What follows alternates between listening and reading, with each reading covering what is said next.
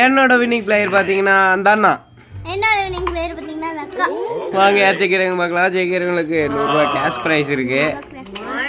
1 5 எடுத்துட்டீங்களே.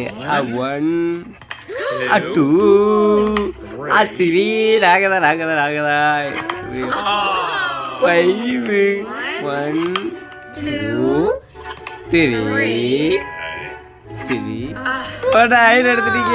ஏன் அப்படி 100 எடுத்தான். 2 3 10 1 2 3 யாருக்கு 100 ரூபா. 7 1 2 3 5 2 3 4